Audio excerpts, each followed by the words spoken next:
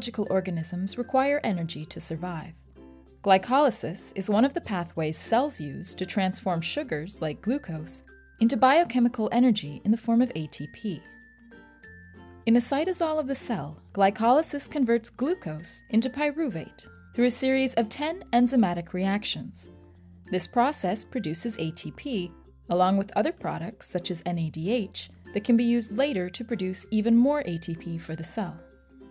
Let's watch as these enzymes oxidize one glucose molecule into two pyruvate molecules.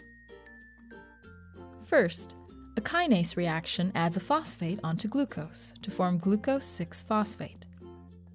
This is one of two energy consumption steps and is an irreversible reaction. Next, an isomerase reaction converts glucose 6-phosphate into fructose 6-phosphate by rearranging covalent bonds. Another kinase removes a phosphate group from ATP and gives it to fructose 6-phosphate to form fructose 1,6-bisphosphate. This is the second energy consumption step and an irreversible reaction. In the fourth step of glycolysis, a lyase reaction splits the 6-carbon fructose 1,6-bisphosphate into two 3-carbon sugars, dihydroxyacetone phosphate and glyceraldehyde 3-phosphate. The dihydroxyacetone phosphate is rearranged by another isomerase to form a second glyceraldehyde 3-phosphate.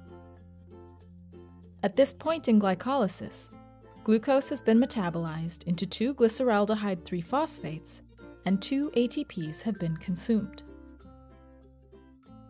The next 5 steps of glycolysis are the energy-producing phase. In step 6, both glyceraldehyde 3-phosphates are oxidized to 1,3-bisphosphoglycerate by a dehydrogenase. This step produces one NADH for each oxidized glyceraldehyde 3-phosphate, for a total of 2 NADHs. These NADHs are later used to produce more ATP for the cell. In step 7, a kinase transfers a phosphate from 1,3-bisphosphoglycerate to ADP to form ATP and 3-phosphoglycerate. This step is reversible even though ATP is formed. The next step involves a mutase reaction that moves the phosphate on the 3rd carbon of 3-phosphoglycerate to the 2nd carbon position to form 2-phosphoglycerate. In step 9, a lyase reaction removes water from 2-phosphoglycerate to form phosphoenol pyruvate.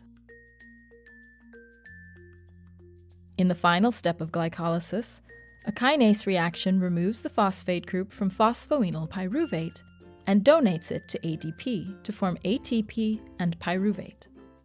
Like reactions 1 and 3, this step is irreversible. At this point, 2 pyruvate molecules, 4 ATPs, and 2 NADHs are formed for each glucose that was broken down in glycolysis. The pyruvates and NADHs could be used in aerobic respiration to produce more energy for the cell. Here, we depict glycolysis as a closed process. But in cells, substrates produced by other reactions can enter glycolysis at different points. For example, when an animal breaks down glycogen, glucose 6-phosphate is produced and can then enter the glycolysis pathway at the 2nd step. Importantly, this means one less ATP is required for the pathway because the first ATP consuming step is skipped. Other sugars can also enter the glycolysis pathway at different points, each having a different effect on the net number of ATPs that are produced by glycolysis. These ATPs are important energy molecules required for many biochemical pathways and ultimately life itself. Glycolysis is a major contributor to the pool of ATP used in these pathways that are essential to the survival of biological organisms.